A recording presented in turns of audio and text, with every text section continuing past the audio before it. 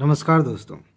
आपको बहुत अच्छे से पता है कि इस साल यूपीएससी प्रीलिम्स 2023 के लिए टॉप 500 टॉपिक्स की सीरीज़ चल रही है।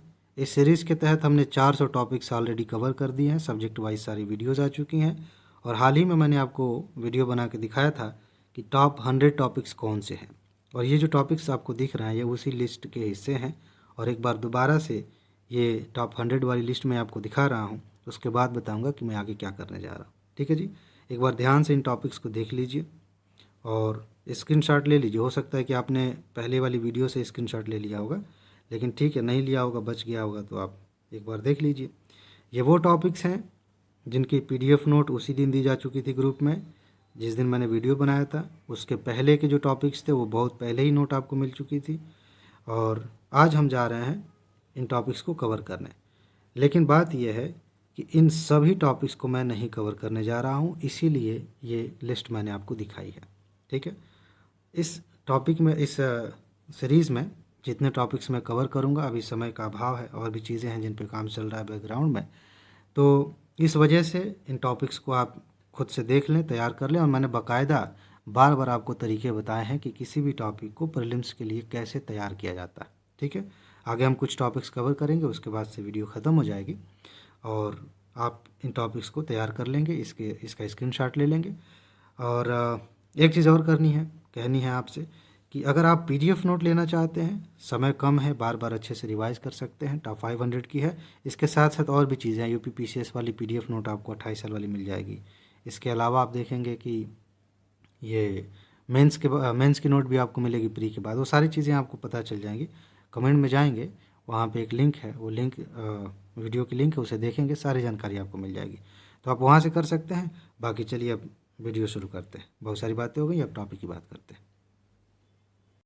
चलिए शुरू करते हैं और हमारा पहला टॉपिक है इंटरपोल। इस बार यहाँ से क्वेश्चन पूछे जाने की संभावना है। चलिए देख लेते हैं कि कहाँ कहाँ से प्रश्न बन सकते हैं। आपने अक्सर फिल्मों में देखा होगा कि इंटरपोल की पुलिस किसी क्रिमिनल को खोज रही है, इस तरह के सीन दिखाए जाते हैं। तो आप उसी से अंदाज़ा लगा सकते हैं कि इंटरपोल की अगर बात करें समझने के लिए, तो आप कह सकते हैं कि दुनिया के लेवल पे, विश्व के स्तर पे एक पुलिस की व्यवस्था है। ठीक है, और इससे अपराध को नियंत्रित किया जा सके, अपराधियों को पकड़ा जा सके, इस मकसद से इसको बनाया गया है। देख लेते हैं कहाँ कहाँ से क्वेश्चन बन सकते हैं। सबसे पहले आप ये ध्यान रखिए कि इसकी स्थापना कब हुई थी। 1923 में इसकी स्थापना हुई थी, जब भारत अभी आज़ाद नहीं हुआ था, उस समय की बात है। सुरक्षित सूचना साझाकरण मंच के रूप में इसे स्थापित किया गया था, जो विभिन्न पुलिस बलों से प्राप्त सूचनाओं के संग्रहण और प्रसार के माध्यम से विश्व भर में, पूरी दुनिया भर में पुलिस बलों की आपराधिक जांच की सुविधा प्रदान करता है। ठीक है, थोड़ी बातें और क्लियर हो जाएंगी आगे। इसका मुख्यालय कहाँ है, यहाँ से क्वेश्चन बन जाते हैं। कई बार संगठनों से जब प्रश्न बने हैं तो यूपीएससी ने मुख्यालय बाकायदा पूछ लिया। जैसे मुझे अभी ध्यान आ रहा है, संघाई सहयोग संगठन के मुख्यालय को लेकर यूपीएससी ने क्वेश्चन पूछ लिया था। तो अगर इस पर क्वेश्चन बने तो मुख्यालय को थोड़ा ध्यान रखिएगा, यहाँ से क्वेश्चन आ सकता है। फ्रांस के लियोन में इसका मुख्यालय है। इसके कितने सदस्य हैं, यहाँ से क्वेश्चन बनने की संभावना कम है, तो आप इसको इग्नोर कर सकते हैं। बाकी इस बात को ज़रूर ध्यान रखिएगा कि भारत इसका सदस्य है और सदस्य कब बना, 1949 में। कई बार इस तरह से घुमा के क्वेश्चन बन जाता है कि भारत इसका संस्थापक सदस्य है या नहीं। तो फिलहाल आपने अभी देखा कि किस समय इसका गठन हुआ था और 1949 में भारत इसका सदस्य बन रहा है, काफ़ी बाद में। ठीक, अब इस लाइन को समझने के बाद पूरा मामला क्लियर हो जाएगा कि इंटरपोल बेसिकली है क्या। यह विभिन्न क्षेत्रों में अपराधियों और पुलिस के रडार के तहत आने वाले लोगों की गतिविधियों पर नज़र रखता है। विभिन्न क्षेत्रों, अलग अलग तरह के अपराधों की बात हो रही है। ठीक है, और उन पुलिस बलों को सुझाव देता है जिन्होंने या तो इंटरपोल की सहायता मांगी है या जो उसके पास उपलब्ध विवरणों से लाभान्वित हो सकते हैं। यानी कि जिस देश की पुलिस इनसे सहायता मांगेगी कि देखिए हमारे यहाँ से एक अपराधी भाग के यहाँ चला गया है दूसरे देश में, आप हेल्प कर दीजिए उसे पकड़वाने में, तो वहाँ भी हेल्प मिल सकती है। और कई बार ऐसा होता है कि इंटरपोल के पास जो इन्फॉर्मेशन है, जो खुफिया जानकारी है, उससे हम लाभ ले सकते हैं। तो इस रूप में भी इंटरपोल मदद कर सकता है। ठीक है, इसका उद्देश्य क्या है, आपराधिक पुलिस बलों के बीच व्यापक संभव पारस्परिक सहायता को बढ़ावा देना है। ठीक है, ये तो सिंपल सी बात है, वैसे भी आप समझ गए हैं। यहाँ देखिए, इंटरपोल के साथ किसी देश की कानून प्रवर्तन एजेंसी के सभी संपर्क देश की सर्वोच्च जांच निकाय के माध्यम से होते हैं। यानी कि अगर भारत की बात करें तो भारत में जांच करने वाली जो सर्वोच्च संस्था है, ठीक है, खासतौर से आपराधिक मामलों की, उसके माध्यम से भारत इंटरपोल से कनेक्टेड है। अगर इसकी बात करें इस तरह की कौन सी संस्था भारत में है, तो यहाँ से क्वेश्चन बनने की संभावना बहुत अधिक है। खूब ध्यान से इसे समझ लीजिए। भारत की तरफ से सीबीआई, केंद्रीय अन्वेषण ब्यूरो के माध्यम से हम इंटरपोल से संबंधित हैं। ठीक है, कोई भी बात होती है तो इसके माध्यम से हम करते हैं। ये कुछ पॉइंट्स हैं जहाँ से क्वेश्चंस बन सकते हैं। अब आगे बढ़ते हैं और अगला टॉपिक देखते हैं कि कौन सा है। मैगलन मिशन इम्पॉर्टेंट है, चर्चा में था, क्वेश्चन बन सकता है। कुछ ही बातें ध्यान रखनी है, जैसे कि एक बात यह है कि यह किस ग्रह से संबंधित है, तो शुक्र ग्रह से संबंधित है। किस एजेंसी का ये मिशन है, तो नासा का है। ये दो तथ्य आपको ध्यान में रखने हैं, ये की पॉइंट्स हैं। बाकी नॉर्मल सी बातें हैं, यहाँ से क्वेश्चंस बहुत कम आते हैं कि इसे शुक्र ग्रह के लिए कब लॉन्च किया गया था। 1989 में लॉन्च किया गया था, ठीक है, और वहाँ पे फोटो वगैरह खींचने के लिए इसको भेजा गया था। आगे क्या हुआ कि 94 में 1994 में इसके साथ, नहीं आगे है थोड़ा सा, 1994 में इसके साथ संचार उस समय टूट गया, यहीं पे तो है उस समय टूट गया जब शुक्र के वातावरण में उतरने का निर्देश दिया गया था। यानी कि जब वो उसके एटमॉस्फेयर में प्रवेश कर रहा था तो फिर संपर्क टूट गया था। हाल ही में क्या हुआ है, नासा के मैगलन अंतरिक्ष यान ने विभिन्न कक्षाओं से शुक्र ग्रह की तस्वीरें भेजी हैं, सतह की तस्वीरें भेजी हैं, ठीक है। और 2 वर्षों में 2 अथवा 3 बार कुछ स्थानों पर ज्वालामुखी गतिविधियों की शंका जताई जा रही है कि कुछ जगहों पे ऐसे बदलाव आए हैं जिनको देख के लगता है कि यहाँ पे ज्वालामुखी विस्फोट हुए हैं, ठीक है। तो ये बस थोड़ा सा बेसिक जानकारी है, बाकी मेन बातें मैंने आपको बताई हैं, थोड़ी बहुत चीज़ें आपको यहाँ मिल जाएंगी। रडार से प्राप्त दशकों पुरानी छवियों के अध्ययन से शुक्र ग्रह पर सक्रिय ज्वालामुखी होने के नए प्रमाण मिले हैं। तो एक क्वेश्चन यहाँ से बन सकता है, जैसे सीधे सीधे अगर मैं कहूँ तो हाल ही में किस ग्रह पे ज्वालामुखी के नए प्रमाण मिले हैं, इस तरह से क्वेश्चन बन सकता है, या फिर थोड़ा सा घुमा के ट्विस्ट करके पूछा जा सकता है, ठीक है। उसके बाद देखिए, इसी को थोड़ा सा और अलग तरीके से यहाँ पे लिख दिया गया है कि शुक्र ग्रह पर 2.2 वर्ग किलोमीटर के ज्वालामुखी छिद्र के आकार में विगत 8 महीनों में कई बार परिवर्तन हुए हैं, जो ज्वालामुखी गतिविधि का संकेत है। ये सामान्य सी बात है, उसी के आगे पीछे बातें कही गई हैं। और बाकी ज्वालामुखी क्या होता है आप जानते हैं कि एक छिद्र होता है, स्थान होता है जहाँ से लावा पदार्थ निकलता रहता है, ठीक है। और यही सारी बातें यहाँ पर लिखी हुई हैं, जो काम की चीज़ें मैंने बता दी। एक बार रुक जाइए। हाँ, ये तथ्य इम्पॉर्टेंट है, ज़रा मैं यहाँ पे गोला कर दूँ। माट मांस, ये क्या है, इसके लिए मुझे पूरी लाइन पढ़नी पड़ेगी। मुझे लगा स्किप कर दूंगा तो काम चल जाएगा, लेकिन नहीं, अब समय कम है, इसका मतलब ये नहीं कि काम की चीज़ें स्किप कर दें। तो क्या है, इसमें लावा के निकलने के संकेत मिले हैं वहाँ पे जहाँ लावा निकल रहा था। रडार से प्राप्त छवियों के अनुसार इस छिद्र का आकार 2 गुना हो गया था और लावा ऊपर तक पहुँच गया था। यह छिद्र मार्ट मांस से संबंधित है। अब थोड़ा ये समझिए, ये मार्ट मांस इस ग्रह का दूसरा सबसे ऊंचा ज्वालामुखी है। अब पूछा जा सकता है कि मार्ट मांस क्या है, कोई कंप्यूटर है, कोई प्रजाति है, या शुक्र ग्रह पे कोई ज्वालामुखी है। इस तरह से क्वेश्चन बनाए जाते हैं, यूपीएससी बनाती ही है, तो ये ध्यान रखिएगा। और यह एटला रेजियो में स्थित है, एक जगह नाम रख देते हैं हम अपने हिसाब से, वहाँ पे स्थित है, जो शुक्र ग्रह के भूमध्य रेखा के पास एक विशाल उच्च भूमि क्षेत्र है, ठीक है। यहाँ बदलाव उस छिद्र के लावा निकलने के कारण हुए थे, जो कि संभावित ज्वालामुखी गतिविधि को इशारा करते हैं, सामान्य सी बात है। तो ये कुछ कीवर्ड्स हैं जिनको आप ध्यान रखिएगा। ये पूछा जा सकता है कि यह स्थान कहाँ है, ऐसे क्वेश्चन आ सकते हैं, तो इसका भी ध्यान रखिएगा। अब थोड़ा सा हम शुक्र ग्रह के बारे में जान लेते हैं। हो सकता है कि इसी के बहाने शुक्र ग्रह से क्वेश्चन पूछ लिया जाए। तो कुछ बेसिक बातें हैं, आपने पहले से भी पढ़ी होंगी, बस रिवीजन हो जाएगा। सूर्य का दूसरा निकटतम ग्रह है। बुध, शुक्र, पृथ्वी, मंगल, ऐसे हम पढ़ते आ रहे बचपन से। तो सूर्य के करीब से देखेंगे तो पहले बुध है और दूसरे नंबर पे शुक्र है। और सौर मंडल का 6वां सबसे बड़ा ग्रह है। इसे पृथ्वी का जुड़वा ग्रह भी कहा जाता है, पीसीएस वगैरह में इसको पूछ लिया जाता है, ठीक है ना, ध्यान रखिएगा। यह सौरमंडल का सबसे गर्म ग्रह है और इसका अधिकतम तापमान 450 डिग्री सेल्सियस है। और अम्लीय मेघ इसे जीवन के लिए लगभग क्या बिल्कुल असंभव बना देते हैं, ठीक है, अम्ल के मेघ बने हुए हैं। और एक चीज़ शायद इसी के बारे में कही जाती है, आप कमेंट में उसको पिन कर दिए, बता दीजिएगा कमेंट करके। प्रेशर कुकर ग्रह भी इसको कहा जाता है, क्योंकि क्या है, मतलब इसको कंफर्म करना है, शायद इसी के बारे में बात हो रही है। ग्रह है, इसके आसपास बादल ऐसे हैं, यहाँ की जो गर्मी है ना वो बाहर नहीं निकल पाती। सूरज की गर्मी थोड़ी थोड़ी करके अंदर आ जाती है, लेकिन यहाँ से जितनी भी गर्मी है इकट्ठी खुद ग्रह की तरफ से जो निकल रही है वो तो है ही, बाहर के एटमॉस्फेयर से, खासतौर से सूरज से जो गर्मी आ रही है अंदर घुस गई थोड़ी थोड़ी करके, लेकिन बाहर नहीं निकल पाती। तो इसका प्रेशर बहुत ज़्यादा है, गर्मी बहुत ज़्यादा बेसिकली। ठीक है, इसलिए प्रेशर कुकर ग्रह भी कह दिया जाता है। आपको बताना है कि इसी ग्रह के बारे में है या किसी और के बारे में। फिलहाल टेम्परेचर इसका बहुत ज़्यादा है, 450 डिग्री सेल्सियस है। शुक्र ग्रह अन्य ग्रहों के सापेक्ष विपरीत घूमता है, यानी कि इसका सूरज पश्चिम से उदय होता है और पूरब की ओर डूबता है, ये भी आप ध्यान रखिएगा। बुध ग्रह के साथ साथ इसका भी न तो कोई अपना चंद्रमा है और न ही कोई वलय है, ध्यान रखें इसको। बस हो गया। रक्षा अधिग्रहण परिषद, डिफेंस एक्विजिशन काउंसिल, काउंसिल कहेंगे, ठीक है। तो इसके बारे में थोड़ा सा समझ लेते हैं कि क्या है। थोड़ी सी बातें हैं बस, बेसिक क्वेश्चन बन सकता है एक लाइन में। एक लाइन में मतलब एक लाइन में पूछ लिया गया, 4 छोटे छोटे विकल्प दे दिए गए।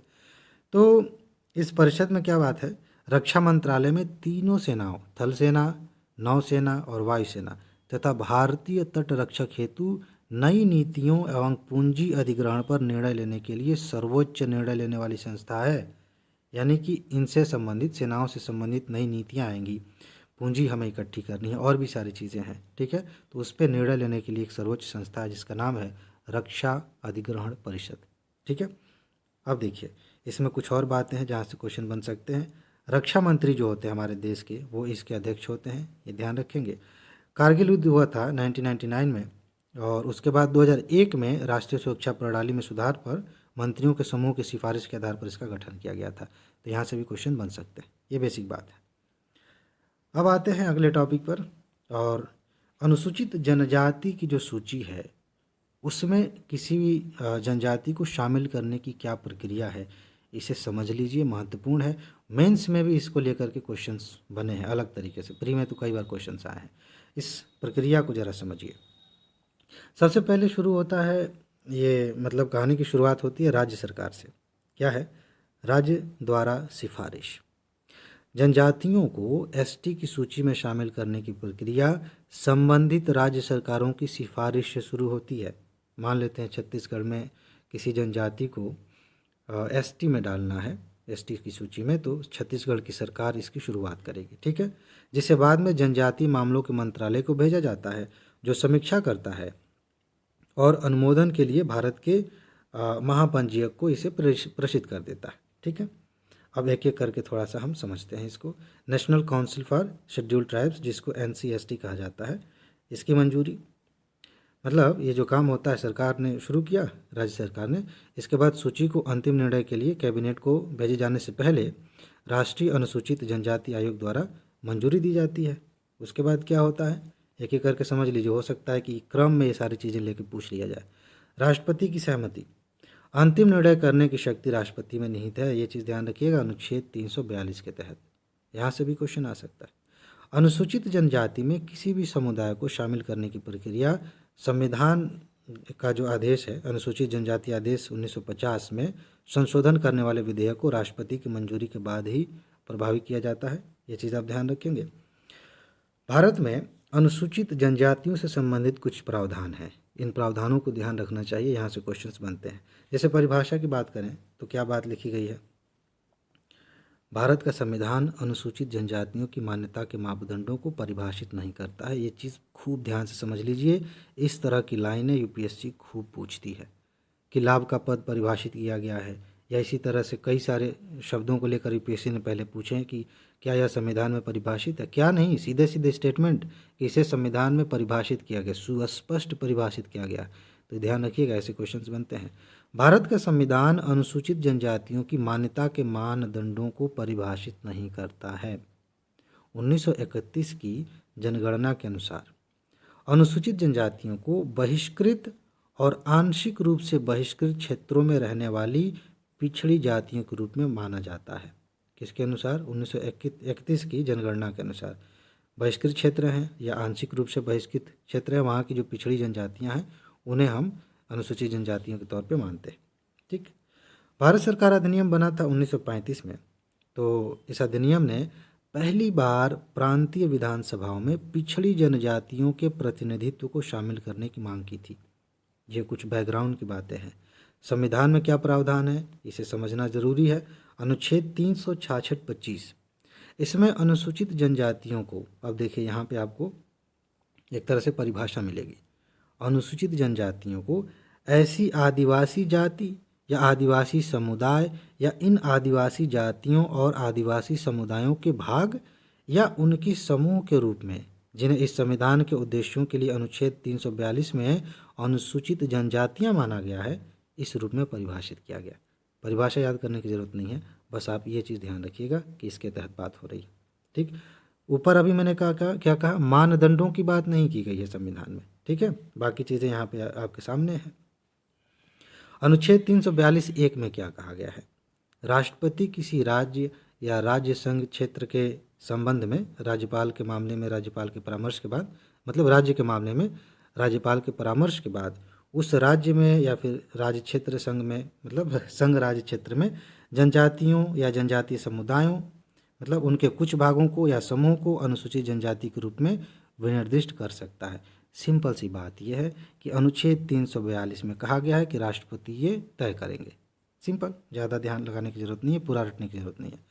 5वीं अनुसूची में भी जनजातियों से संबंधित कुछ बातें हैं और यहाँ से खूब क्वेश्चंस पूछे गए हैं, यूपीएससी ने भी पूछे हैं 5वीं 6वीं अनुसूची से। तो क्या है, 6वीं अनुसूची में शामिल राज्यों के अलावा, यहाँ 6वीं अनुसूची अभी देखेंगे, तो जो 6वीं अनुसूची में शामिल राज्य हैं उनके अलावा, ठीक है, अन्य राज्यों में अनुसूचित क्षेत्रों और अनुसूचित जनजाति के प्रशासन और नियंत्रण के लिए इसमें कुछ प्रावधान तय किए गए हैं। किसके तहत? 5वीं अनुसूची के तहत। ये वो सारी बातें हैं जो हम अनुसूचित जनजातियों से संबंधित देख रहे हैं अपने संविधान में। 6वीं अनुसूची में क्या है? असम, मेघालय, त्रिपुरा, मिजोरम, इस चीज़ को लेकर के खूब प्रश्न बनते हैं। पीसीएस वगैरह में तो सीधा सीधा इसे बन जाता है। ठीक है ना, यूपीएससी ने भी कई बार पूछा है, ध्यान रखिएगा। तो 6वीं अनुसूची में इनके बारे में बात की गई है और कुछ कानून भी बनाए गए हैं, बस ध्यान में रख लीजिएगा कि अनुसूचित जनजातियों के लिए कौन कौन से कानून बनाए गए। अस्पृश्यता के विरुद्ध बनाया गया था एक, अनुसूचित जनजातियों के लिए अत्याचार निवारण के लिए बनाया गया था, ये पेशा अधिनियम बनाया गया था, इसके बारे में हमने बात की विस्तार से। और उसके बाद से वन अधिकारों की मान्यता के लिए बनाया गया था 2006 में। तो ये कुछ जनजातियों से संबंधित कानून है। बेसिक बातें आपने समझ ली, कहाँ कहाँ से क्वेश्चन बन सकते हैं। अब एक चीज़ आपने खूब सुनी होगी, फ़िलहाल आजकल बहुत चर्चा में है, वैसे तो लगभग महीने से चर्चा में है। क्या है ये? जेपीसी, ज्वाइंट पार्लियामेंट्री कमेटी, संयुक्त संसदीय समिति, इसके गठन की बात खूब हो रही है। अब थोड़ा सा इसको आप समझ लीजिए, जेपीसी क्या है और इसका गठन क्यों किया जाता है। एक एक लाइनें हैं, सीधी सीधी लाइनें हैं, मैं पढ़ता जाऊंगा, समझाता जाऊंगा, काम की बातें समझ में आ जाएंगी और इस पर क्वेश्चन मोटे तौर पर कंसेप्चुअल बनेगा, तो थोड़ा आप समझने की कोशिश करिए। यहाँ पे जेपीसी यानी कि संयुक्त संसदीय समिति एक तदर्थ यानी कि अस्थायी समिति है, कीवर्ड है ये, ध्यान रखिएगा, जिसका गठन संसद द्वारा किसी विशेष मुद्दे या रिपोर्ट की जांच के लिए किया जाता है। अभी हिंडनबर्ग की रिपोर्ट आई थी, अडानी मामला आप जानते ही हैं, तो उसी की जांच के लिए विपक्ष की ओर से मांग की जा रही थी कि क्यों नहीं गठन किया जा रहा। ठीक है, तो किसी विशेष मुद्दे के लिए अस्थायी तौर पर इसका गठन किया जाता है।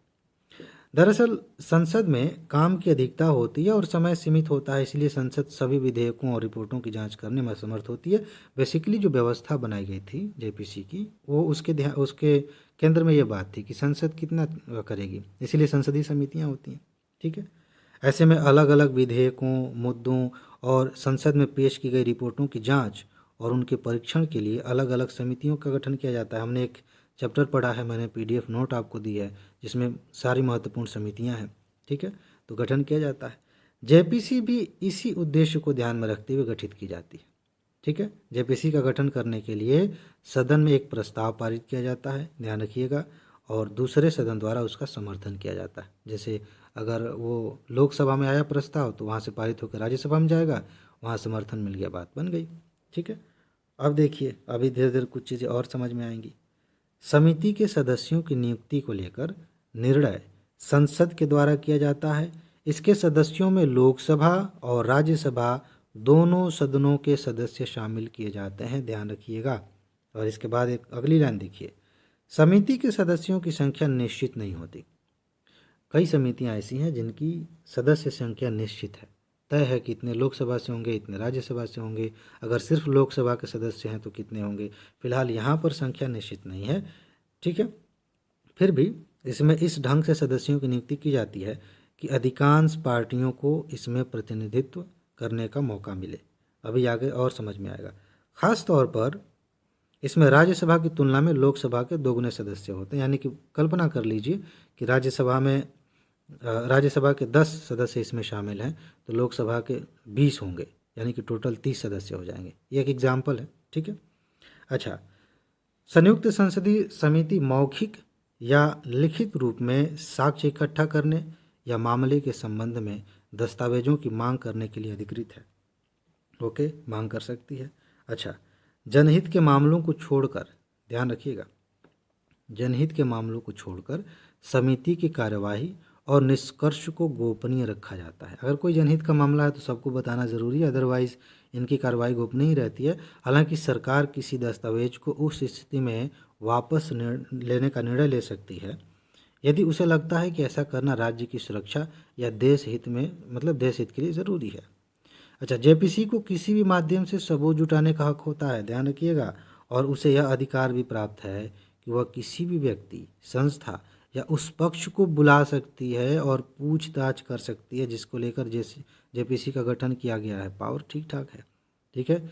तो यही शायद कारण है कि सरकार, देखिए अब राजनीति में सब खींचातान चलता रहता है, लेकिन फ़िलहाल यह है कि सरकारें जो पक्ष में, जो मतलब जिस पार्टी की सरकार है, वो थोड़ा सा डरी रहती हैं कि अगर कोई गड़बड़ हुआ तो जेपीसी का गठन होगा तो फिर मामला खुलेगा, ठीक है ना। अभी इस तरह की बातें भी शायद आगे आपको पढ़ने को मिलेंगी। अच्छा, तो ये किसी को भी बुला सकती हैं। अगर वह व्यक्ति, संस्था या पक्ष जेपीसी के समक्ष पेश नहीं होता है तो संसद की अवमानना या उल्लंघन माना जाता है। इसके लिए जेपीसी संबंधित व्यक्ति या संस्था से लिखित या मौखिक जवाब या दोनों मांग सकती है, ठीक है ना। आगे देखिए, हालांकि सबूत के लिए बुलाने पर अगर कोई विवाद होता है तो इस स्थिति में अध्यक्ष के निर्णय को अंतिम माना जाएगा। अध्यक्ष जो कह देंगे उसी के हिसाब से फिर आगे बात बढ़ेगी। दरअसल संयुक्त संसदीय समिति किसी खास मामले की जांच करने और प्रतिवेदन देने के लिए दोनों सदनों के अध्यक्ष, जो सभापति होते हैं, ठीक है, उनके द्वारा समय समय पर गठित की जाती है, ठीक है। इस तरह की बात हमने शुरू में ही पढ़ ली। एक बार जेपीसी के गठन के बाद इसकी भूमिका काफ़ी बढ़ जाती है। निष्पक्ष भाव से तथ्यों की जांच करना और मुद्दे की तह तक पहुंचना इसकी प्राथमिकता बन जाती है, ठीक है ना। एक चीज़ और है, आगे देखिए। इसके लिए इसे तमाम सबूतों और मुद्दों से जुड़े व्यक्तियों की जांच परख करनी होती है। एक बार सौंपे गए विषयों पर अपनी जांच रिपोर्ट संसद में पेश कर देने के बाद जेपीसी का अस्तित्व समाप्त हो जाता है। तो ये आपने मोटे तौर पे कहानी सुन ली कि ये कैसे काम करती है, लेकिन इसका गठन कैसे होता है इसको भी थोड़ा समझ लीजिए। जेपीसी का गठन अनेक दलों के, अब तक भूल तो नहीं गए हैं ना, संयुक्त संसदीय समिति, जेपीसी जेपीसी कहते कहते संयुक्त संसदीय समिति। अभी इस संयुक्त का क्या मतलब है अभी थोड़ी देर में आपको और क्लियर हो जाएगा। जेपीसी का गठन अनेक दलों के सदस्यों को मिलाकर किया जाता है, संयुक्त रूप से। इस वजह से यह एक दलगत संरचना है जो संसद में दलों के ताकत के जरिए निर्धारित होती है। इसका मतलब है कि समिति में अलग अलग दलों से चुने गए प्रतिनिधियों को उनके अनुपात के आधार पर चुना जाता है। यानी कि संसद में पार्टी के सदस्यों के अनुपात में पार्टी को प्रतिनिधित्व मिलेगा। और यही वजह है कि किसी खास या विवादित मुद्दे पर पार्टियां जेपीसी की मांग करती हैं। यानी कि मान लीजिए कि किसी विपक्ष की बात करें कि विपक्ष में ओवरऑल 20% सदस्य किसी पार्टी के हैं, तो संयुक्त संसदीय समिति में जितने मेंबर होंगे उनमें 20% मेंबर इसी पार्टी के होंगे। किसी के 50% हैं तो उस संयुक्त संसदीय समिति में 50% मेंबर इस दल से होंगे जिसके 50% सदस्य हैं। ये बेसिक सी बात है। आगे देखिए, हालांकि संयुक्त संसदीय समिति की रिपोर्ट कुछ प्रश्नों और विवादों से घिरी भी रहती है, फिर भी सरकार जेपीसी की सिफारिशों को महत्वपूर्ण मानती है। और इसकी वजह यह है कि समिति काफ़ी बारीकी से मुद्दों की छानबीन करती है, ऐसे नहीं हल्के में नहीं लेके चलती, ठीक है। अच्छा, कई अनियमितताओं और लापरवाही वाले कार्य केवल इसी भय से नहीं किए जाते कि भविष्य में उनकी जांच किसी संयुक्त संसदीय समिति से कराई जा सकती है। हालांकि विवादों को ख़त्म करने के इरादे से बनने वाली समिति का अंत भी आमतौर पर विवाद के साथ ही होता है, मतलब अंत उसी के साथ होता है। लेकिन बावजूद इसके समिति का हमारे संसदीय प्रणाली में काफ़ी प्रभावी और ख़ास महत्व है। ये कहानी आपने समझ लिया, बढ़िया कहानी थी। कुछ समितियां बनाई गई थी, ऐसे पूछा जा सकता है, यूपीएससी कई बार ऐसे पूछ लेती है कि ऐसा कभी नहीं हुआ या अभी हाल ही में सिर्फ एक बार हुआ है। तो थोड़ा सा आइडिया आपको लगना चाहिए कि इसके पहले संसदीय समितियां कई बार बन चुकी हैं। जैसे बोफोर्स तोप खरीद मामला था, बैंकिंग लेन देन वाला मामला था, और स्टॉक मार्केट घोटाला हुआ था, उस पर 2001 में बनी थी। सॉफ्ट ड्रिंक वाले मामले में, 2G स्पेक्ट्रम के मामले में। तो इस तरह से कई समितियां बनी हैं। इससे आपको ध्यान में रहेगा कि कई समितियां बन चुकी हैं। ठीक है, अब हम बात करेंगे शॉर्ट सेलिंग की। ये शॉर्ट सेलिंग शब्द चर्चा में आया था उसी हिंडनबर्ग रिपोर्ट के मामले में ही, क्योंकि जिस संस्था ने रिपोर्ट जारी की थी बेसिकली वो शॉर्ट सेलिंग फर्म है। इसमें बस एक ही बात समझने लायक है, इससे क्वेश्चन बनेगा तो बहुत विस्तार से बनने की संभावना नहीं है। एक तो सिंपल क्वेश्चन यही बन सकता है कि शॉर्ट सेलिंग की व्याख्या निम्नलिखित चार में से कौन से कथन सबसे अच्छे तरीके से कर रहे हैं। या एक क्वेश्चन ऐसे बन सकता है कि शॉर्ट सेलिंग के संबंध में कौन सी बात सही है, या शॉर्ट सेलिंग क्या है, उसके बारे में कुछ बातें हो जाएंगी। तो देखिए, इसमें जो बातें लिखी गई हैं मैं एक बार पढ़ दे रहा हूँ, लेकिन सिंपल तरीके से पहले मैं आपको समझा ही देता हूँ। नॉर्मली क्या होता है, शेयर मार्केट में लोग शेयर खरीदते हैं, प्रतिभूति खरीदते हैं, और इस उम्मीद से खरीदते हैं कि आज हमने 5 रुपये में एक शेयर खरीदा, आने वाले 5-6 सालों में या कुछ समय में इसकी कीमत जो है 10 रुपये हो जाएगी, 8 रुपये हो जाएगी, हम बेच देंगे, लाभ कमा लेंगे। कम खरीदें, उच्च बेचें, इसका मतलब यह है कि कम कीमत पे खरीदें और उच्च मूल्य पर बेच दें, हमें लाभ मिल जाएगा। सामान्य तौर पर लोग ऐसे निवेश करते हैं।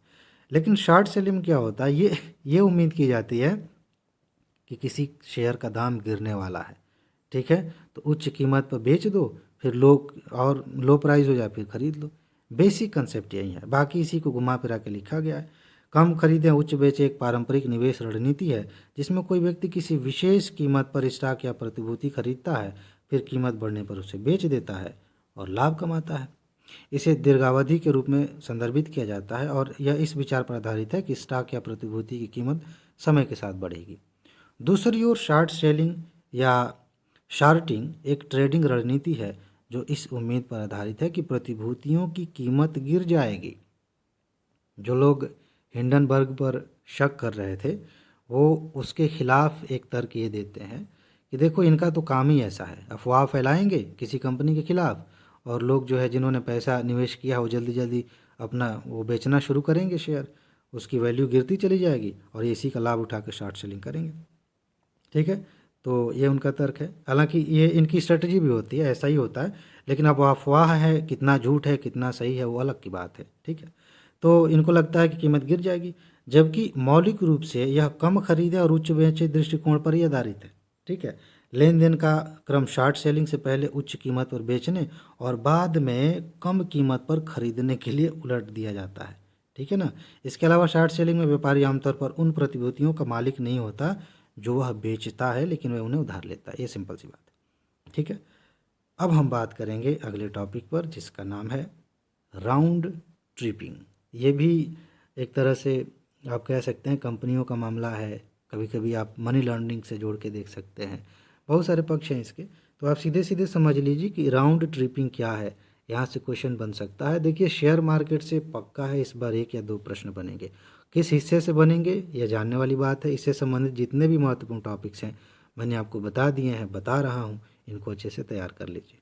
ठीक है, राउंड ट्रिपिंग से अभिप्राय उस धन से है, पैसे का मामला है, जो विभिन्न चैनलों के माध्यम से देश के बाहर जाता है। देश के बाहर, भारत से ही बाहर पैसा चला गया अलग अलग तरीके से, और फिर यही पैसा, यही धन विदेशी निवेश के रूप में देश में वापस आ जाता है। किसी व्यक्ति के पास मान लेते हैं काला धन है, ब्लैक मनी है, उसने अलग अलग तरीके से दुबई किसी दोस्त को दे दिया, और दुबई वाले दोस्त ने फिर भारत के किसी कंपनी का शेयर खरीद लिया, तो हमें दिखता है कि ये तो विदेशी निवेश मिला है हमें। ठीक है, लेकिन बेसिकली ये राउंड ट्रिपिंग है। अच्छा, इसमें ज़्यादातर काला धन शामिल है और इसका इस्तेमाल अक्सर स्टॉक प्राइस में हेर फेर करने के लिए किया जाता है। ये चीज़ आपने समझ ली। राउंड ट्रिपिंग के बारे में यहाँ से क्वेश्चन बना सीधा सीधा कि यह क्या है, तो आप इसी के आधार पर सही उत्तर चुन सकते हैं। थोड़ा और समझ लीजिए। राउंड ट्रिपिंग अक्सर लेन देन की एक श्रृंखला के माध्यम से की जाती है। इसका कोई व्यावसायिक उद्देश्य नहीं होता, जो इसे गार के दायरे में लाता हो। गार एक कानून बनाता, ठीक है, रूल बनाता, जनरल एंटी अवॉइडेंस रूल्स गार बोलते हैं इसको, तो इसके तहत ना आता हो। यह धन ऑफशोर निवेशों में निवेश किया जा सकता है, जिसे बदले में भारतीय परिसंपत्तियों में निवेश किया जाता है।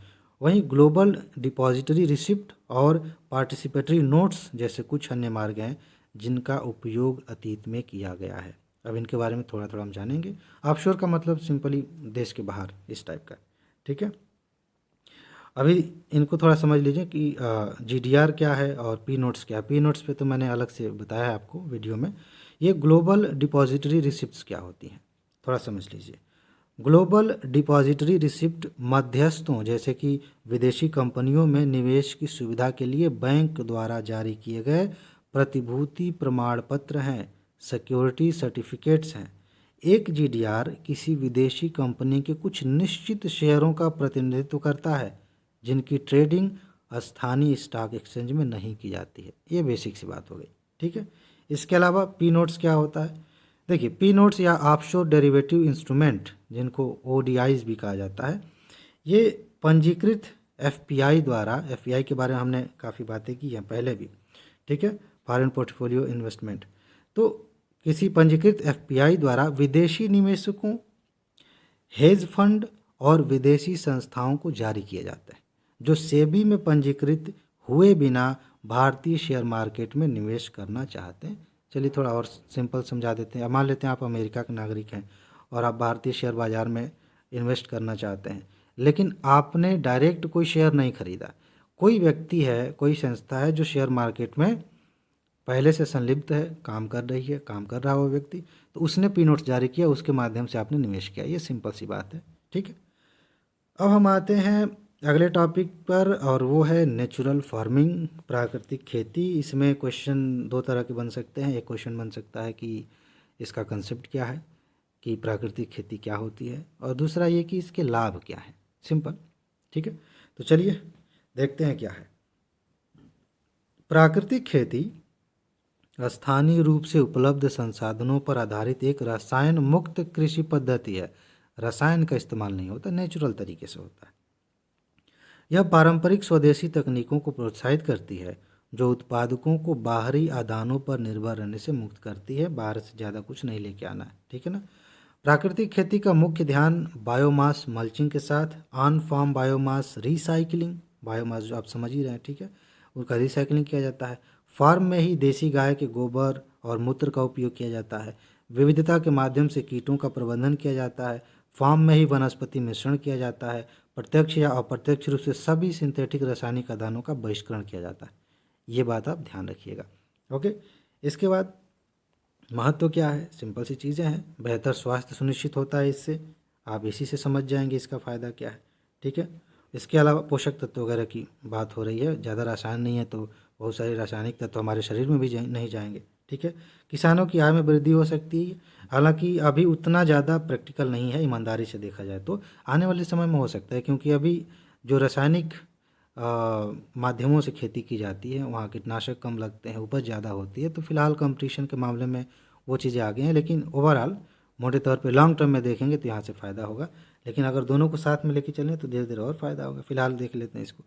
प्राकृतिक खेती का उद्देश्य लागत तथा जोखिम में कमी करना। मेन चीज़ तो यही है। देखिए, किसान को, अगर आप किसान हैं, आपके परिवार में आपके पिताजी या कोई किसान है, तो आप अच्छे से जानते होंगे कि लागत कितनी ज़्यादा आती है।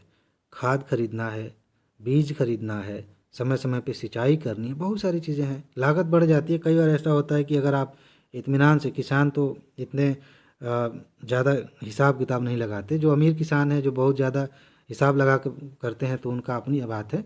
लेकिन ज़्यादातर किसान साल भर में बैठ के कभी ये नहीं सोचते कि हमने आज तक कितने पैसे खर्च किए थे और ओवरऑल हमारी जो उपज है उससे तुलना करके देखें, वो उतना नहीं लगाते। लेकिन फ़िलहाल अभी क्या है कि इतनी महंगाई है अलग अलग चीज़ों की, उससे लागत ज़्यादा बढ़ जाती है, उपज कम होती है। तो फिलहाल प्राकृतिक खेती में सबसे बड़ा लाभ ये होता है कि आपको बाहरी जो इनपुट्स हैं उन पर निर्भर नहीं होना पड़ता। नेचुरल तरीके से आप फार्मिंग करते हैं तो लागत कम हो जाती है, इस रूप में आपका फ़ायदा होगा, ठीक है। तो यह है प्राकृतिक खेती का उद्देश्य लागत तथा जोखिम में कमी करना, समान पैदावार और इंटरक्रॉपिंग से आय के परिणाम स्वरूप किसानों की शुद्ध आय में वृद्धि कर खेती को व्यवहार्य और आकांक्षी बनाना है। ठीक है। मृदा के स्वास्थ्य में भी वृद्धि होती है, जाहिर सी बात है। ये सारी चीज़ें उस तरह के क्वेश्चन में पूछी जा सकती हैं कि प्राकृतिक खेती का लाभ क्या है, तो ध्यान रखिएगा।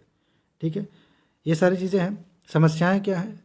देखिए, सिंचाई सुविधा का अभाव है हमारे यहाँ, एक तो ये मेन समस्या है। इसके अलावा आप देखेंगे कुछ और भी चीज़ें हैं। प्राकृतिक आदानों की तत्काल उपलब्धता का अभाव है। अब देखिए, मान लीजिए किसी के पास बहुत ज़्यादा नहीं 5 एकड़ ज़मीन है, और 5 एकड़ ज़मीन में गोबर उतना कहाँ से मिलेगा अगर उसे तत्काल चाहिए खाद के तौर पे इस्तेमाल करने के लिए, तो और भी प्राकृतिक चीज़ें तो आसानी से नहीं मिलेंगी ना। तो ये चीज़ थोड़ा सा एक समस्या के रूप में आप देख सकते हैं। बाकी फसल विविधीकरण का अभाव है फिलहाल अभी तो हमारे देश में, ज़्यादातर एक ही खास पैटर्न पे खेती होती है, तो ये भी एक समस्या है। बाकी आप खुद से समझ सकते हैं, इसीलिए पूरी लाइन नहीं पढ़ रहा हूँ। कुछ पहलें की गई हैं कुछ सरकार की ओर से, जरा उनको देख लेते हैं। एक है परंपरागत कृषि विकास योजना। तो भारतीय प्राकृतिक कृषि पद्धति का विस्तार है, जो परंपरागत कृषि विकास योजना के तहत एक उप योजना है, सिंपल सी चीज़ है। और उन किसानों को वित्तीय सहायता प्रदान करती है जो जैविक कृषि पद्धतियों को अपनाना चाहते हैं, और उन्हें कीट प्रबंधन एवं मृदा की उर्वरता प्रबंधन हेतु पर्यावरण के अनुकूल तकनीकों का उपयोग करने के लिए प्रोत्साहित करते हैं। सिंपल सी चीज़ है। एक योजना आप कह सकते हैं क्लाइमेट स्मार्ट एग्रीकल्चर, इस पर भी जोर दिया जा रहा है। तो ये क्या है? क्लाइमेट स्मार्ट एग्रीकल्चर भूदृश्यों, फसल भूमि, पशुधन, वनों और मत्स्य पालन के प्रबंधन हेतु एकीकृत दृष्टिकोण है।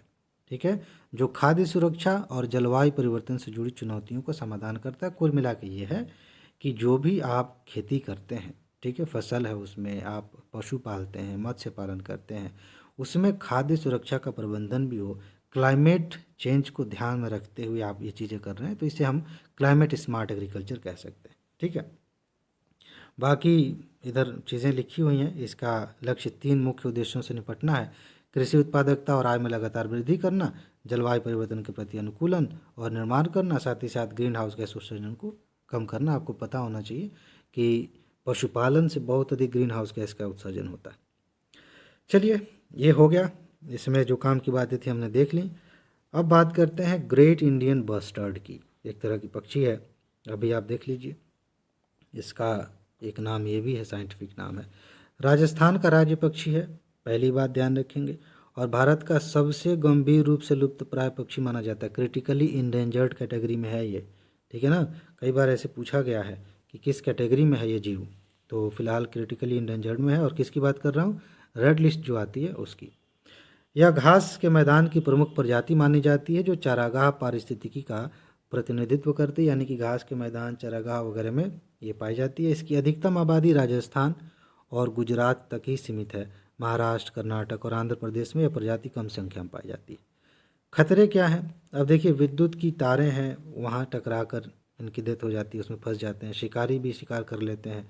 पाकिस्तान बगल में ही है, पड़ोस में, यहाँ से पक्षी उधर जाते हैं सीमा की तरफ या क्रॉस करते हैं, फिर मार दिए जाते हैं, ऐसे भी। ठीक है, तो आवास का भी नुकसान हो रहा है। ठीक है, जो प्राकृतिक जगह हैं, आप देखिए घर वगैरह बन रहा है, खेती हो रही है और अतिक्रमण हो रहा है। कुछ उसमें जो अंदर जो हमने संरक्षित कर रखे हैं उनमें भी कुछ न कुछ बदलाव हो रहा है, तो आवास का नुकसान हो रहा है। व्यापक कृषि का विस्तार हो रहा है, इसके परिणाम स्वरूप ये पक्षी खतरे में है। अगर सुरक्षा के स्थिति की बात करेंगे तो अंतर्राष्ट्रीय प्राकृतिक संरक्षण संघ, जिसको हम IUCN बोलते हैं, उसकी रेड लिस्ट में गंभीर रूप से संकटग्रस्त, इसको क्रिटिकली इंडेंजर्ड कहेंगे।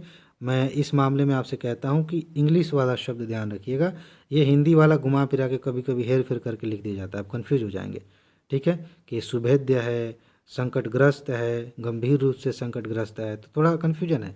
लेकिन इंग्लिश में 3-4 शब्द हैं, जैसे critically endangered, endangered, vulnerable, list concern, इस तरह से आप याद कर लेंगे तो थोड़ी आसानी हो जाएगी। तो ये क्रिटिकली इंडेंजर्ड है। इसके बाद जो साइट्स है, साइट्स के परिशिष्ट 1 में इसको संरक्षण मिली हुई है, और प्रवासी प्रजातियों के संरक्षण के लिए अभी समय है, CMS, उसके परिशिष्ट 1 में भी इसको रखा गया है। और जो हमारा अधिनियम है 1972 वाला, वन्य जीव संरक्षण अधिनियम, उसकी अनुसूची 1 में रखा गया है। इस अनुसूची में अगर कोई जीव है तो उसके उसका शिकार करना, उसकी हत्या करना सबसे ज़्यादा कड़ी सज़ा का कारण हो सकता है। ठीक है ना। अब आगे बढ़ते हैं, थोड़ी और बातें देख लेते हैं। ये ग्रेट इंडियन बस्टर्ड की सुरक्षा के लिए कुछ उपाय किए गए हैं, उनको थोड़ा सा समझ लीजिए। क्वेश्चन यहाँ से बन सकते हैं, जैसे प्रजाति पुनर्प्राप्ति कार्यक्रम पूछा जा सकता है किससे संबंधित है, तो ये ग्रेट इंडियन बस्टर्ड से। पर्यावरण, वन और जलवायु परिवर्तन मंत्रालय के वन्य जीव आवास का एकीकृत विकास के तहत प्रजाति पुनर्प्राप्ति कार्यक्रम के तहत इसे रखा गया है। और इसके बाद जो है नेशनल बर्ड रिकवरी प्लान है, इसको थोड़ा सा देख लेते हैं। वर्तमान में इसे संरक्षण एजेंसियों द्वारा क्रियान्वित किया जाता है। इसके अलावा संरक्षण प्रजनन सुविधा है, मतलब इनके तहत भी इस पक्षी को बचाया जा रहा है। ठीक है, इसके लिए काम किया जा रहा है। जून 2019 में जो मंत्रालय है, जलवायु परिवर्तन मंत्रालय, राजस्थान सरकार और भारतीय वन्य जीव संस्थान द्वारा जैसलमेर में डेजर्ट नेशनल पार्क में एक संरक्षण प्रजनन सुविधा स्थापित की गई है। यहाँ से क्वेश्चन बन सकता है। 2019 की बात है, कौन कौन इसमें शामिल है ये भी ध्यान रख लीजिए। कार्यक्रम का उद्देश्य ग्रेट इंडियन बस्टर्ड की आबादी में वृद्धि करना, जिसके लिए चूज़ों को जंगल में छोड़ा जाना है। ठीक है, अब देखिए आगे बढ़ते हैं। प्रोजेक्ट ग्रेट इंडियन बस्टर्ड एक है जो विशेष रूप से इसी के लिए राजस्थान सरकार ने इस प्रजाति के प्रजनन बाड़ों के निर्माण और उनके आवासों पर मानव दबाव को कम करने के लिए एक बुनियादी ढांचे के विकास के उद्देश्य से project great Indian bustard launch किया है। तो सिंपल क्वेश्चन बन सकता है कि महाराष्ट्र सरकार ने लॉन्च किया है, राजस्थान सरकार ने लॉन्च किया है, और या फिर गुजरात सरकार ने लॉन्च किया, ऐसे करके। तो आप जो है इसको ध्यान रखेंगे, राजस्थान सरकार की बात है। पर्यावरण अनुकूल उपाय क्या है? ग्रेट इंडियन बस्टर्ड सहित वन्य जीवों पर पावर ट्रांसमिशन लाइन, जो लाइन होती है विद्युत तार वाली, ठीक है, और अन्य पावर ट्रांसमीटर ट्रांसफार्मर्स के प्रभावों को कम करने के लिए पर्यावरण के अनुकूल उपायों का सुझाव देने हो तो टास्क फोर्स बनाया गया। ये सिंपल सी बात है। अब हम बात कर लेते हैं अनुच्छेद 142 की। ठीक है, चलिए देखते हैं क्या है, इम्पोर्टेंट बात है। अनुच्छेद 142 पे कुछ साल पहले यूपीएससी ने क्वेश्चन पूछे थे और बहुत महत्वपूर्ण, यहाँ से मुख्य परीक्षा में भी क्वेश्चन बन सकते हैं। तो एक एक करके बेसिक बातें आप समझ लीजिए, बाकी तो एक क्वेश्चन सीधा सीधा यही पूछा जाएगा कि अनुच्छेद 142 किससे संबंधित है, अभी समझ में आ जाएगा। सर्वोच्च न्यायालय को विवेकाधीन शक्ति प्रदान करता है ये अनुच्छेद। सुप्रीम कोर्ट को विवेकाधीन शक्ति देता है, यानी कि कुछ ऐसी शक्तियाँ जिनके बारे में किसी अनुच्छेद में नहीं लिखा गया, किसी नियम में नहीं लिखा गया है, सुप्रीम कोर्ट के जो जज हैं वो अपनी बुद्धि का इस्तेमाल करके न्याय करने के लिए जो सर्वोत्तम उपाय है वो कर सकते हैं इसके तहत। ठीक है, संपूर्ण न्याय के लिए। ठीक है, क्योंकि इसमें कहा गया है कि सर्वोच्च न्यायालय अपने अधिकार क्षेत्र का प्रयोग करते हुए ऐसी डिक्री पारित कर सकता है या ऐसे आदेश दे सकता है जो उसके समक्ष लंबित किसी भी मामले या मामलों में पूर्ण न्याय सुनिश्चित करने के लिए ज़रूरी है। पूर्ण न्याय होना चाहिए। ठीक है, बाकी आगे देख लेते हैं थोड़ा सा कुछ रचनात्मक अनुप्रयोग। अनुच्छेद 142 के विकास के शुरुआती वर्षों में आम जनता और वकीलों दोनों ने समाज के विभिन्न वंचित वर्गों को पूर्ण न्याय दिलाने या पर्यावरण की रक्षा करने के प्रयासों के लिए सर्वोच्च न्यायालय की सराहना की। ताजमहल की सफाई और अनेक विचाराधीन कैदियों को न्याय दिलाने में इस अनुच्छेद का योगदान रहा है। इसी अनुच्छेद को ध्यान में रखते हुए न्यायालय ने कई ऐसे फैसले दिए हैं जिनके बारे में सामान्य तौर पर या तो याचिका नहीं दी गई थी उस तरह से, या फिर उस तरह से बात नहीं हो रही थी, या नियमों में इस तरह की बात नहीं थी, लेकिन इस आर्टिकल का सहारा लेकर के सुप्रीम कोर्ट ने बहुत सारे काम किए। ठीक है, कुछ न्यायिक अतिरेक के मामले देख लेते हैं। केस ऑफ जुडिशियल ओवररीच, ये क्या है? हाल के वर्षों में सर्वोच्च न्यायालय के कई निर्णय हुए हैं जिनमें यह उन क्षेत्रों में प्रवेश कर रहा है जो लंबे समय से न्यायपालिका के लिए शक्तियों के पृथक्करण के सिद्धांत के कारण वर्जित थे। शक्तियों का पृथक्करण का सिद्धांत आप जानते ही हैं, न्यायपालिका कार्यपालिका का विभाजन होना चाहिए, अलग अलग अपने तरीके से काम करें। ठीक है, तो उसके तहत वर्जित थे, लेकिन उसका एक तरह से कहें कि उसमें प्रवेश कर गया है, जो कि संविधान का मूल संरचना है, संविधान का मूल भाग है कि शक्तियों का पृथक्करण होना चाहिए। और कुछ उदाहरण आप देख लीजिए। ठीक है, राष्ट्रीय और राजमार्गों के किनारे शराब बिक्री पर प्रतिबंध लगाया गया था। इसको लेकर के भी, क्योंकि ये मोटे तौर पर देखेंगे सरकारों का काम था, ये इस पे सुप्रीम कोर्ट का फैसला आया था। केंद्र सरकार की अधिसूचना में राष्ट्रीय राजमार्गों के किनारे शराब की दुकान खोलने पर प्रतिबंध लगा दिया गया था, जबकि सर्वोच्च न्यायालय ने, अच्छा हाँ हाँ, ये सरकार ने किया था, फिर सर्वोच्च न्यायालय ने अनुच्छेद 142 को लागू करते हुए इस प्रतिबंध को 500 मीटर की दूरी तक सीमित कर दिया। ठीक है, तो ये एक बात थी। यानी कि कई कई कन्फ्लिक्ट दिखता है, एक ही मुद्दे पे कार्यपालिका भी अपना काम करती है और न्यायपालिका भी काम करती है। इसके अतिरिक्त अन्य किसी भी राज्य सरकार की इस तरह की अधिसूचना के अभाव में न्यायालय ने प्रतिबंध को राजमार्गों तक बढ़ा दिया था। ठीक है, अनुच्छेद 142 को लागू करने के इस तरह के फैसलों ने न्यायालय में निहित विवेकाधिकार की शक्ति को लेकर अनिश्चितता पैदा कर दी है, जहां व्यक्तियों के मौलिक अधिकारों की अनदेखी की जा रही है। कुल मिला के ये है कि अनुच्छेद 142 का संबंध किससे है? इसका संबंध इस बात से है कि सुप्रीम कोर्ट को कुछ मामलों में विवेकाधिकार दिया गया है, और ख़ास तौर से इस बात को ध्यान में रखते हुए कि पूर्ण न्याय मिल सके जनता को। ठीक है, अब हम बात कर लेते हैं विदेशी अंशदान विनियमन अधिनियम के बारे में, जिसको शॉर्ट में हम कहते हैं FCRA। यहाँ लिखा हुआ है FCRA। ठीक है, फॉरेन कंट्रीब्यूशन रेगुलेशन एक्ट इसको कहते हैं। विदेशी सरकारों द्वारा भारत के आंतरिक मामलों को प्रभावित करने के लिए स्वतंत्र संगठनों की सहायता से किए जाने वाले वित्तपोषण की शंकाओं को ध्यान में रखते हुए FCRA को 1976 में आपातकाल के दौरान अधिनियमित किया गया था। इसका क्या मतलब हुआ? ये ऊपर की लाइन जो थी, कई ऐसी NGO काम करती हैं, ऐसी संस्थाएं काम करती हैं जिन पे शक होता है कि ये किसी सरकार के इशारे पर काम करती हैं। जैसे मान लीजिए कि एक एग्जांपल है, कोई प्रोजेक्ट चल रहा है। ठीक है, सरकार ने कोई प्रोजेक्ट लॉन्च किया कि यहाँ पे हम बिजली उत्पन्न करने के लिए कोई प्रोजेक्ट ला रहे हैं। अब एक NGO, विदेशी NGO उसका विरोध कर रहा है, स्थानीय लोगों को लेकर विरोध कर रहा है। तो एक कारण तो ये हो सकता है कि पर्यावरण की सुरक्षा एक मुद्दा है। ठीक है, लेकिन ये भी हो सकता है कि कहीं पर्यावरण की सुरक्षा के आड़ में उस प्रोजेक्ट को रोक कर भारत के विकास को तो नहीं रोका जा रहा। तो इस चीज़ को, हालांकि एक एग्जांपल है, और भी चीज़ें हैं, और भी अलग अलग फील्ड हैं जहाँ पे ये काम होते हैं। तो इसको ध्यान में रखते हुए कि इस तरह की शंकाएं हैं, उसको कैसे रोका जाए कि विदेश से जो पैसा आ रहा है उसका इस्तेमाल कहाँ हो रहा है, हम देखें तो सही कि विदेश से पैसा आ रहा है, किसको दिया जा रहा है, कैसे यूज़ हो रहा है, उसके लिए FCRA एक्ट बनाया गया था। अब थोड़ा और समझ लीजिए, इस कानून ने व्यक्तियों और संघों को दिए जाने वाले विदेशी दान को विनियमित करने की मांग की, ताकि वे एक संप्रभु लोकतांत्रिक गणराज्य के मूल्यों के अनुरूप कार्य कर सकें। हम संप्रभु हैं, अपने मामले में निर्णय लेने के लिए स्वतंत्र हैं, और हम पे प्रत्यक्ष और अप्रत्यक्ष रूप से कोई दबाव डाले या हमें हमारी नीति बनाने की प्रक्रिया को प्रभावित करे तो हम संप्रभु कहाँ रहेंगे? ठीक है ना, तो इसके अनुरूप काम हो सके, ये बात हुई। इसमें संशोधन हुए हैं, थोड़ा समझ लीजिए। विदेशी धन के उपयोग पर कानून को सशक्त करने तथा राष्ट्रीय हित में हानिकारक किसी भी गतिविधि के लिए उसके उपयोग को प्रतिबंधित करने के लिए 2010 में एक संशोधन किया गया था। ठीक है, आगे भी किया गया। 2020 में कानून में फिर संशोधन किया गया, जिसने गैर सरकारी संगठनों NGO द्वारा विदेशी धन प्राप्ति और उपयोग पर नियंत्रण तथा जांच हेतु सरकार को और मजबूती प्रदान की। मेंस वाली नोट जो आपको मिली है वहाँ भी इसके बारे में विस्तार से बताया गया। फिलहाल यहाँ भी जो प्री के लिए महत्वपूर्ण चीज़ें हैं उनको देख लीजिए। प्रत्येक व्यक्ति या NGO जो विदेशी दान प्राप्त करना चाहता है उसके लिए FCRA निम्नलिखित प्रावधान करता है। एक व्यक्ति के तौर पर अगर मुझे विदेशी दान चाहिए, विदेश से फंड चाहिए, या मैंने NGO खोल रखा है, वहाँ से मुझे फंड लेना है NGO के माध्यम से विदेश से, तो कुछ प्रावधान है। अधिनियम के तहत वो व्यक्ति, वो NGO पंजीकृत होना चाहिए। भारतीय स्टेट बैंक के दिल्ली वाले शाखा में, ठीक है, विदेशी धन प्राप्ति के लिए एक बैंक खाता होना चाहिए, ठीक है, दिल्ली में।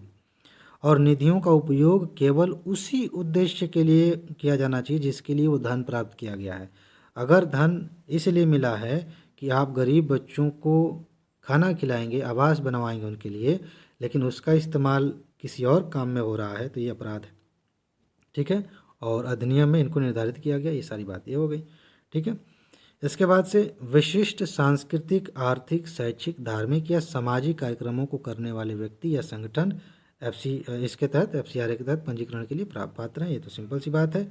अपवाद जरा देखिए, कई बार अपवादों में कुछ बातें होती हैं जहाँ से क्वेश्चन बन जाते हैं। FCRA के तहत आवेदक को फर्जी नहीं होना चाहिए, और एक धर्म से दूसरे धर्म में प्रत्यक्ष या अप्रत्यक्ष रूप से प्रलोभन या बल के माध्यम से धर्मांतरण के उद्देश्य से गतिविधियों में शामिल होने के लिए मुकदमा या दोषी नहीं ठहराया गया हो। ऐसा व्यक्ति अपवाद ये नहीं जाएगा, उसके तहत पैसा नहीं ले सकता, ठीक है ना। आवेदक पर सांप्रदायिक तनाव या वैमनस्य फैलाने के लिए कोई मुकदमा नहीं चलाया गया हो या किसी अपराध के लिए दोषी न ठहराया गया हो, ये ऐसे लोगों को भी फिर दंड नहीं मिलेगा बाहर से। इसके अलावा वह राजद्रोह की गतिविधियों में शामिल न हो या उसमें सम्मिलित होने की संभावना न हो, ठीक है। यह अधिनियम चुनावी उम्मीदवारों, पत्रकारों, ये ज़्यादा इम्पोर्टेंट है, इसको ध्यान रखिएगा। यह अधिनियम चुनावी उम्मीदवारों, पत्रकारों या अखबारों और मीडिया प्रसारण कंपनियों, न्यायाधीशों और सरकारी कर्मचारियों, विधायिका तथा राजनीतिक दलों के सदस्यों या उनके पदाधिकारियों, साथ ही राजनीतिक प्रकृति के संगठनों द्वारा विदेशी धन प्राप्ति पर रोक लगाता है। ये सबसे ज़्यादा महत्वपूर्ण लाइन है, ध्यान रखिएगा, इसको लेकर क्वेश्चन बनाया जा सकता है, ठीक है जी। तो ये कुछ बातें हो गई FCRA की। और इसके बाद से जो है, अच्छा, वैधता की बात कर लेते हैं, अभी है इसमें। NGO को अपने FCRA पंजीकरण के नवीनीकरण की तिथि समाप्त होने के 6 महीने के भीतर आवेदन करना आवश्यक है। जो उनका पंजीकरण होता है एक लिमिटेड समय के लिए होता है और दोबारा से उसको रिन्यू कराना है, तो मतलब तिथि समाप्त होने के 6 महीने के भीतर आवेदन करना होगा, क्योंकि यह केवल 5 साल के लिए वैध होता है, ठीक है। सरकार किसी भी NGO का FCRA पंजीकरण भी रद्द कर सकती है यदि यह पाया जाता है कि NGO अधिनियम का उल्लंघन कर रहा है या लगातार 2 वर्षों तक समाज के लाभ के लिए अपने चुने हुए क्षेत्र में किसी भी उचित गतिविधि में शामिल नहीं हुआ है या निष्क्रिय रहा है, तो फिर उसको कैंसिल किया जा सकता है, ठीक है। इसके बाद 2022 वाला नियम थोड़ा सा देख लीजिए, थोड़ा सा बदलाव किया गया। जुलाई 2022 में होम मिनिस्ट्री ने FCRA नियमों में बदलाव किया, ठीक है, जिससे अधिनियम के तहत समाशोधन या समाधेय योग्य अपराधों की संख्या 7 से बढ़ाकर 12 कर दी गई, ठीक है। इसके अलावा सरकार को अब विदेशों में रह रहे भारतीय रिश्तेदार जो हैं, रिश्तेदारों से 10 लाख रुपए, पहले महीने 1 लाख रुपए से अधिक के योगदान की अधिसूचना की आवश्यकता नहीं है, ठीक है, उसकी अधिसूचना देने की जरूरत नहीं है। और बैंक खाते खोलने के लिए अधिसूचित करने की समय सीमा बढ़ा दी गई है, एक ये चेंज किया गया, ठीक है। तो ये सारी चीज़ें हो गई। अब आगे हम पढ़ेंगे क्रोनी कैपिटलिज्म।